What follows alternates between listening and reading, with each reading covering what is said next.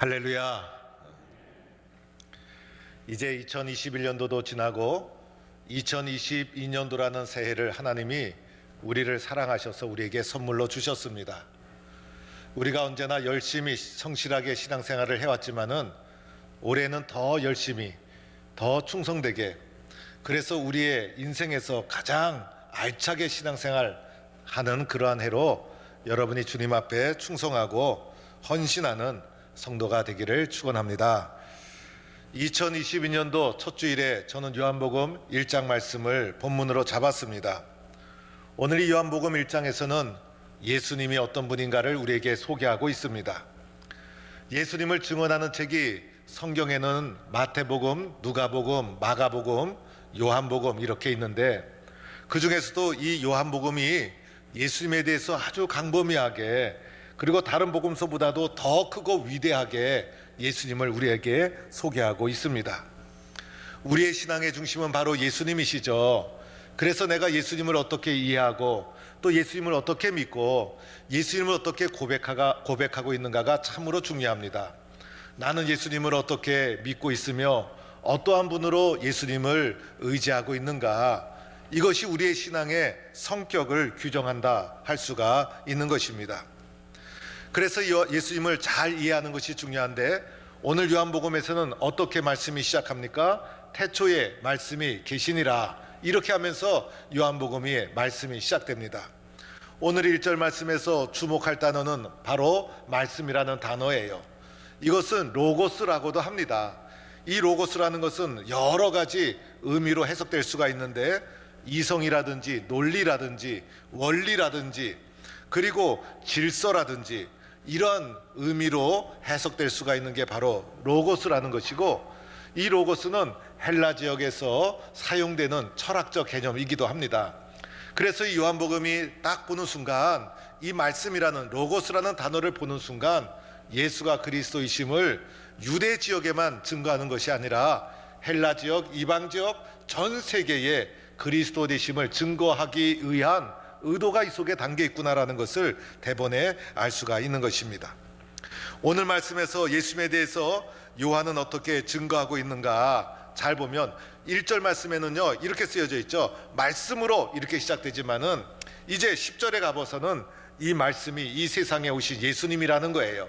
그래서 말씀이 예수님이신데 이 예수님에 대해서 요한은 어떻게 증거하고 있는가. 먼저 첫 번째로는 말씀의 기원에 대해서 오늘 1장 말씀에 나와요. 특별히 1장 1절에 보니까 어떻게 말씀이 시작됩니까? 태초에 이렇게 시작되죠. 그래서 말씀의 기원, 즉 예수님의 기원이 태초부터 이렇게 요한은 우리에게 증언하고 있는 거예요. 태초에라는 단어는 창세기 1장 1절에 쓰여졌고 또 요한복음 1장 1절에 쓰여진 단어예요. 그 예수님께서 태초부터 계신 분이시다. 세상에 그 어떤 것보다도 먼저 계신 분이 바로 예수님이시다. 여러분은 언제 세상에 태어났습니까? 여러분이 아무리 일찍 태어났어도 여러분보다 훨씬 먼저, 세상에 그 어떤 것보다도 먼저 존재한 분이 바로 예수님이라는 거예요. 그래서 이 부분을 신학적 용어로는 예수님의 선제성 이렇게 표현하기도 합니다. 그래서 예수님은 세상에 그 어떤 것보다도 선제하신 분, 먼저 계신 분, 그분이 바로 예수님이라는 거예요. 마태복음에서는 예수님을 이렇게 증언하고 있죠. 아브라함과 다윗의 자손 예수 그리스도의 계보라라고 하면서 1장 1절이 시작이 되고 있어요. 그래서 마태복음은 확실히 유대인들에게 예수가 누군지를 증언하기 위한 목적을 가지고 있었기 때문에 아브라함부터 예수님의 족보가 시작되고 있어요.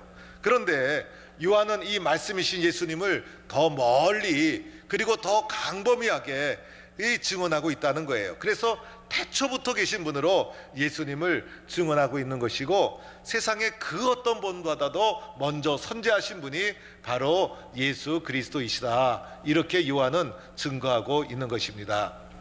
두 번째로는 오늘 말씀에 보면 이 말씀이신 예수님과 하나님과의 관계가 어떠했는가. 오늘 1절 말씀에도 이렇게 나오죠. 말씀이 하나님과 함께 계셨으니 이 말씀이 곧 하나님이시라. 또 2절에는 이렇게 나와요. 그가 태초에 하나님과 함께 계셨다. 그래서 오늘 말씀을 보니까 말씀과 하나님과의 관계는 동등한 분이셨어요. 함께 하신 분이시고 또 하나님으로부터 독생하신 예수님이시고 또 하나님과 예수님은 동등한 분으로 이렇게 요한이 증언하고 있는 거예요. 그래서 예수님은 선지하셨을 뿐만 아니라 하나님과 태초부터 함께 하셨던 동등한 분이시다. 우리가 신앙생활하다 보면 예수님 이럴 때가 있죠. 그 예수님이라는 말씀은 좀 더 구체적인 신앙의 고백이라 할 수가 있어요. 그러나 예수님이라는 이 고백 속에는 하나님이라는 말과도 같은 뜻이라고 할 수가 있는 거예요. 그래서 하나님 하기도 하지만은 예수님 하기도 하는데, 예수님 할 때 예수님과 하나님이 구별된 분으로 우리가 고백하고 있는 것이 아니죠. 예수님 할 때 또 그 속에는 하나님 하는 신앙의 고백도 함께 담겨 있다 할 수가 있는 것입니다. 그래서 하나님과 말씀이신 예수님과의 관계는 동일한 분이다, 이렇게 요한은 증거하고 있는 거예요. 세 번째로는 이 말씀의 역할이 무엇이었는가? 오늘 말씀에 보니 이렇게 쓰여져 있죠. 만물이 그로 말미암아 지은 바 되었으니 지은 것이 하나도 그가 없이는 된 것이 없느니라. 즉 태초부터 계셨던 말씀이신 예수님의 역할, 하나님의 창조 사역에 동참하고 함께 하셨다는 거예요. 하나님께서 세상을 창조하실 때 무엇으로 창조하셨습니까? 말씀으로 창조하셨잖아요. 빛이 있으라 하실 때 빛이 있었고, 무에서 유를 창조하신 분이 창조주 하나님이신 거예요. 그런데 하나님께서 세상을 창조하실 때 예수님이 구경만 하고 있었습니까? 그렇지가 않더라는 거예요. 이 창조 사역에 예수님도 함께 하셨다는 거예요. 그래서 예수님의 역할은 태초부터 함께 하셔서 창조 사역을 함께 동행하신 분이 바로 예수님이시다. 이것이 바로 예수님에 대한 요한의 증언인 것입니다. 네 번째로는 이 예수님 안에 무엇이 있는가? 이 말씀 안에 무엇이 있는가? 이 말씀 안에 바로 생명과 빛이 있다는 거예요. 그래서 오늘 4절 말씀에 그 안에 생명이 있었으니 이 생명은 사람들의 빛이라. 그래서 이 말씀 안에 뭐가 있어요? 생명이 있고 빛이 있고. 그래서 말씀을 믿지 못하면요, 살아있으나 생명이 없는 거예요. 말씀을 모르면 이 세상의 빛을 모르는 거예요. 그래서 이 말씀 안에 생명이 있고 빛이 있다. 그래서 이 요한은 예수님을 이렇게 광범위하게 놀랍게도 이렇게 증언하고 있다는 것입니다. 여러분이 요한의 증언이 참으로 위대한 증언이죠. 이 성경에 요한의 증언이 없었더라면 어떻게 되었을까? 그래서 요한은 예수님의 기원, 예수님의 사역, 예수님이 하신 일, 예수님 안에 뭐가 있는지 이렇게 광범위하게 세상 모든 사람의 그리스도가 되심을, 모든 인류의 예수님이 그리스도가 되심을 이렇게 요한은 증언하고 있다는 것입니다. 이 말씀이신 예수님, 이 말씀이, 이 예수님이, 이 로고스가 우리에게 오신 거예요. 그래서 로고스를 소통으로 번역하기도 합니다. 하나님이 우리와 소통하기 위해서 예수님을 우리에게 보내주셨다는 거예요. 그래서 죽음과 사망에 그늘진 이 땅에, 어둠과 혼란이 가득한 이 땅에 예수님이 무엇으로 오신 겁니까? 태초부터 선지하셨던, 창조 사역에 함께 하셨던 그 예수님께서 이 땅에 생명으로, 이 땅에 빛으로 오신 것입니다. 여러분 얼마나 기뻐요. 얼마나 영광스러운 일입니까? 그래서 이 땅에 빛으로 생명으로 오신 이 예수님, 우리들이 어떻게 됩니까? 그런데 이 예수님에 대해서 세상이 어떻게 했습니까?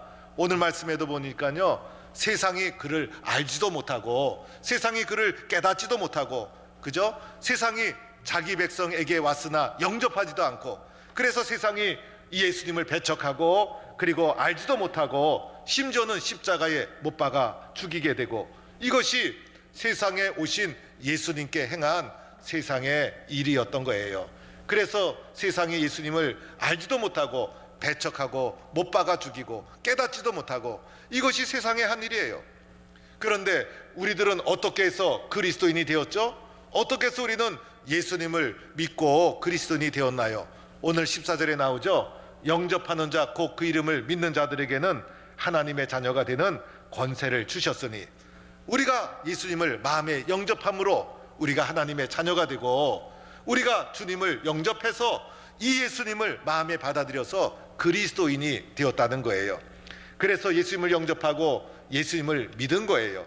우리는 세상 사람과 달리 마음의 문을 열고 예수님을 영접하고 예수님을 믿고 예수님이 진리이심을 마음속에 수용하고 예수님만이 생명이요 빛이라는 것을 받아들이고 그리고 예수님을 의지하고 믿고 예수님을 통해서 계시된 하나님의 구원의 길을 받아들이고 동의하고 그리고 찬성하고 그래서 우리는 예수 믿고 무엇이 되었습니까? 그리스도인이 된 거예요.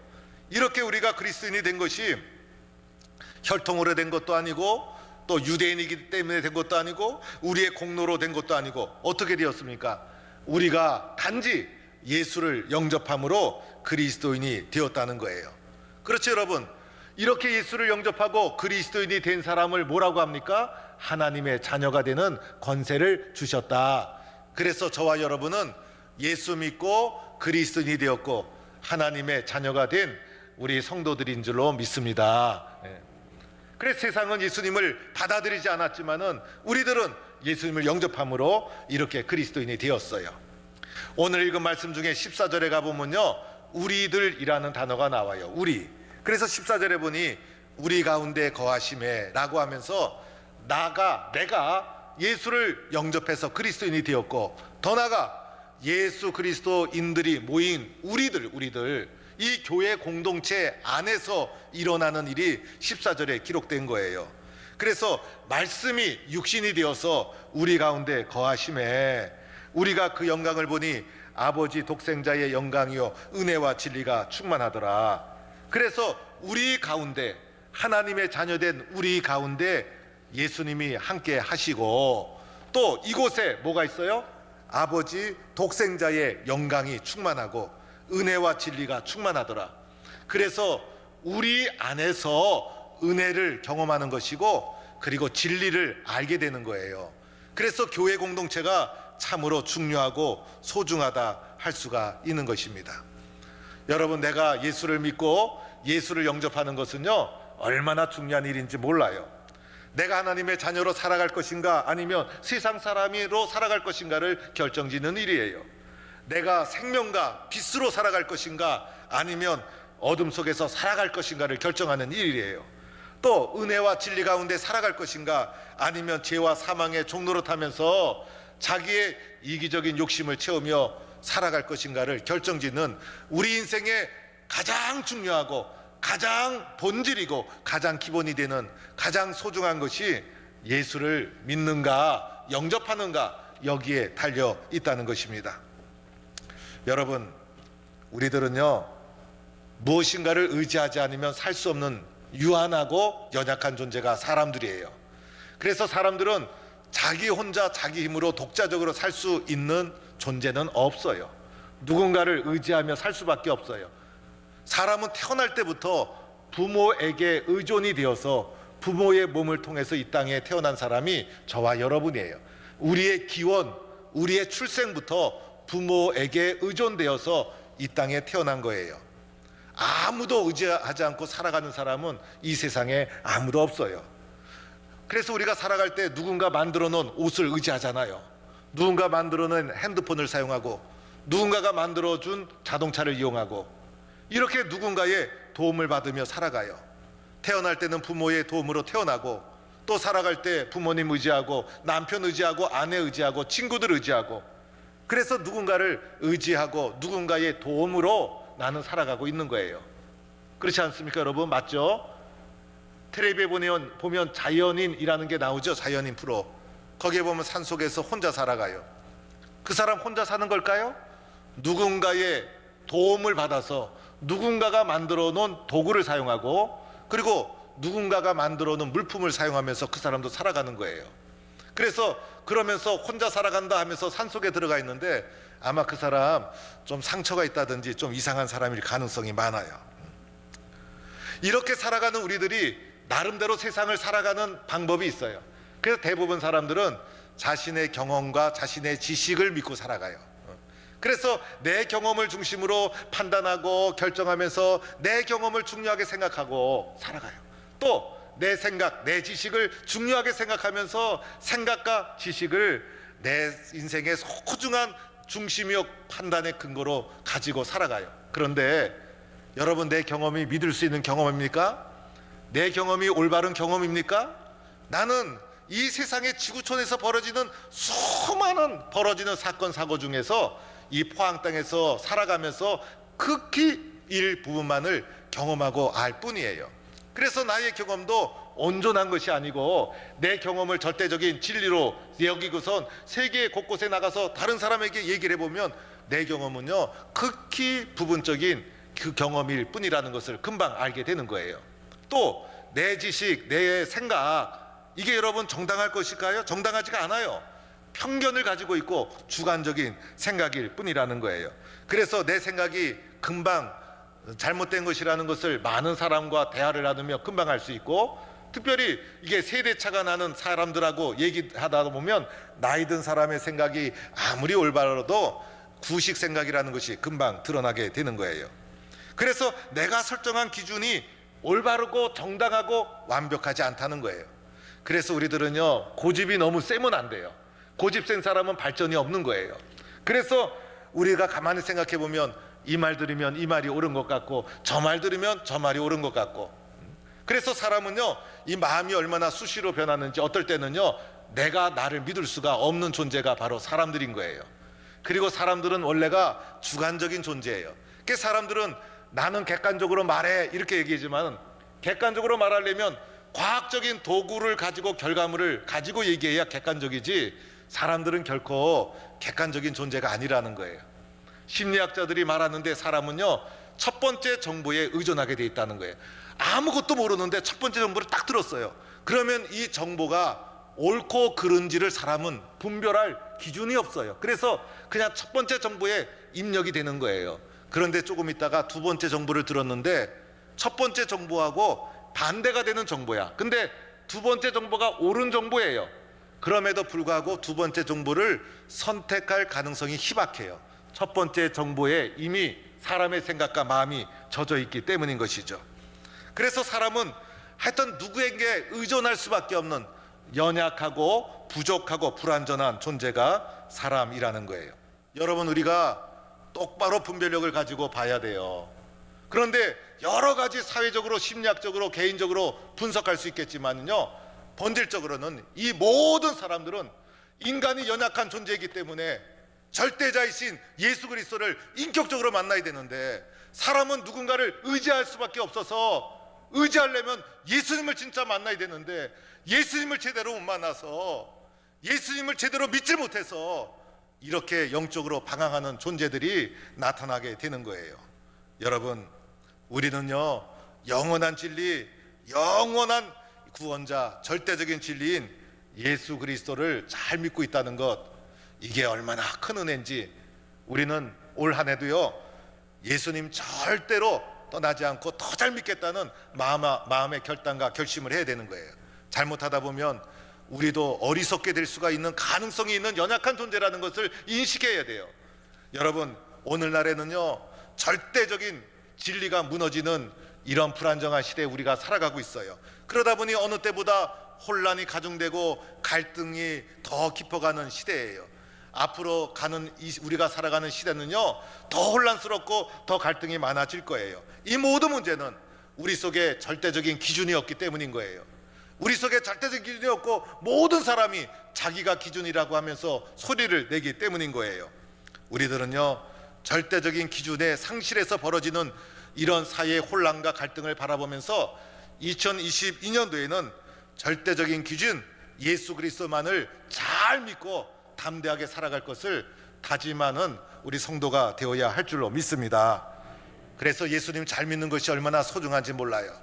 그래서 2022년도에는요 예수를 믿어도 그냥 믿지 마세요. 여러분, 더 깊이, 더 간절하게, 더 절대적으로 의지하면서 믿어야 되는 거예요. 예수 잘 믿는 것은 우리 평생의 사명이에요. 그래서 내가 예수님을 아는 것이 얼마나 중요한가, 더 열심히 믿으려고 노력하고 작년처럼 믿지 말고 올해는 더 성숙하게 믿고, 그리고 열심히 깊이 있게 믿는 바탕 위에서 교회도 겸손하게 충성스럽게 잘 섬겨야 되는 거예요. 내가 예수 잘 믿고 교회 잘 섬겨서 교회가 일어날 때 세상을 변화시킬 수 있는 거예요. 교회가 힘이 없는데 무슨 일을 할 수 있겠어요. 그래서 이 교회 안에 은혜가 있고 이 교회 안에 진리가 있고 예수 잘 믿고 교회 잘 섬겨서 어떤 일이 있어도 하나님의 교회가 세상을 변화시키는 하나님의 계획, 하나님의 선교적 사명에 우리가 쓰여지는 성도와 교회가 되어야 하는 거예요. 올해는요, 성도들이 주일 성수 꼭 하시기 바랍니다. 저녁 예배, 수요 예배도요, 항존직 분자 이상 되면 빠지거나 소홀히 여겨서는 안 되는 거예요.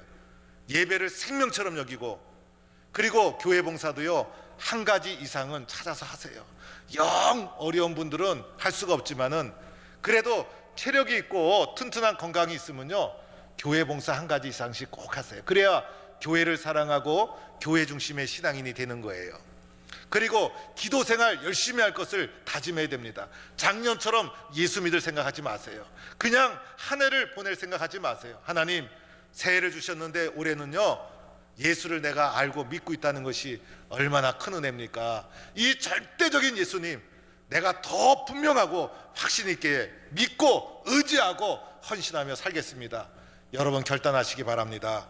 그래서 올 2022년도가 이 세상에 빛으로 오신 예수님, 이 세상에 생명으로 오신 예수님을 잘 믿어서 여러분도 복되고 교회도 능력이 있고, 그래서 세상을 변화시키는 우리 동북교회와 성도가 되기를 주의 이름으로 간절히 축원합니다.